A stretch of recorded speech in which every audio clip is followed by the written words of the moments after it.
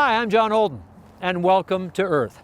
We're starting off here in Calgary, in Alberta, Canada. Here, the oil and gas industry is the bedrock of energy production in North America, as long as there's plenty of clean water to recover that oil.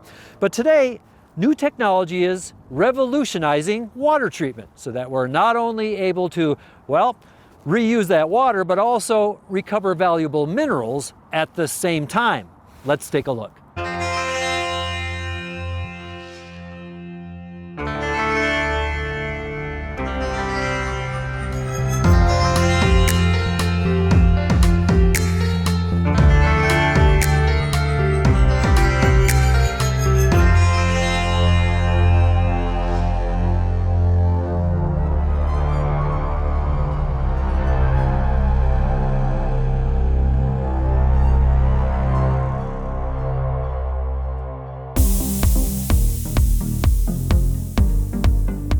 The beauty of the Canadian wilderness is not only what lies above, but also below in the massive energy field of its oil and gas reserves, such as the heavy oil production in the Canadian oil sands. In our Canadian oil sands, we have the third largest proven energy reserve on the planet.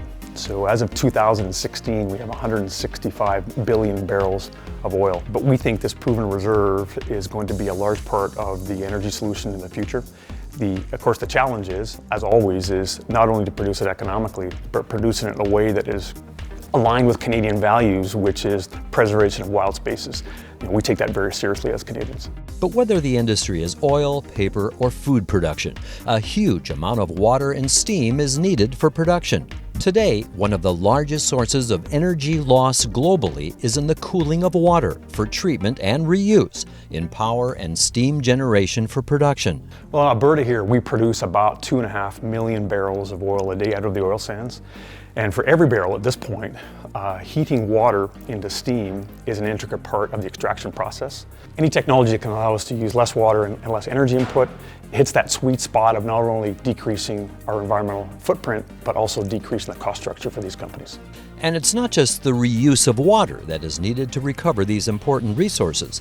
Valuable minerals are also at stake, like lithium, the main element in batteries for today's electric-powered vehicles. The global demand for lithium is expected to triple over the next decade. Well, lithium is at the heart of the transition from fossil fuel to electric-powered vehicles. And our access to lithium is constrained by conventional technologies and resources. Now, brine return from hydrocarbon production offers a vast resource for lithium. However, it has been untapped because of technology constraints. The answer may lie in new filtration technology that is revolutionizing water and wastewater treatment, and also aiding in the recovery of precious minerals like lithium at the same time.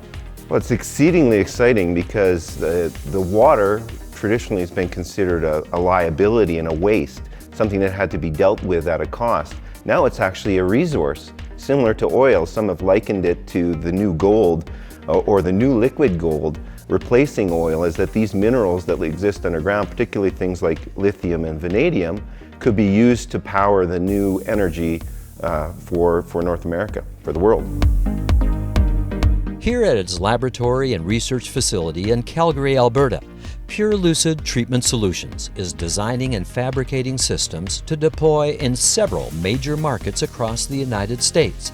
Projects that they say will make the U.S. a major producer of lithium, while making unconventional oil production much less water intensive. What we're able to do is not only treat that water, turning it from a large liability into a much smaller one by treating that water at low cost, low energy intensity, but we can also recover these minerals from that water, making it a resource. This is incredibly attractive and exciting. And the name of its revolutionary new technology? Nanoflotation, a low-energy water treatment for steam and heavy oil recovery that allows high-temperature water treatment at 10 to 30 times the efficiency of today's ultrafiltration systems. This technology is incredibly revolutionary to the water treatment market because it advanced the efficiency of ultrafiltration systems, for example, and flotation systems, but ultrafiltration systems particularly, 30-fold in one technology development. That sort of thing doesn't happen regularly in technology development. They're incremental. You get 20% improvements, not 30-fold improvements, is what we now have. This is remarkable because it really unlocks an ability to efficiently handle and treat water and go after those minerals like lithium. So we have a very formal aspiration for our sector, and that is to try to find ways to produce value out of waste. So any technology that can do that, that's the sweet spot. That's really the holy grail of what we're after. It's no wonder this new technology was a 2017 finalist for the most disruptive technology in the world. It's technology that can help both reduce greenhouse gas emissions and help Alberta transition to a lower carbon future, paving the way for cleaner, more sustainable energy sources. I'm John Holden. Thanks for watching.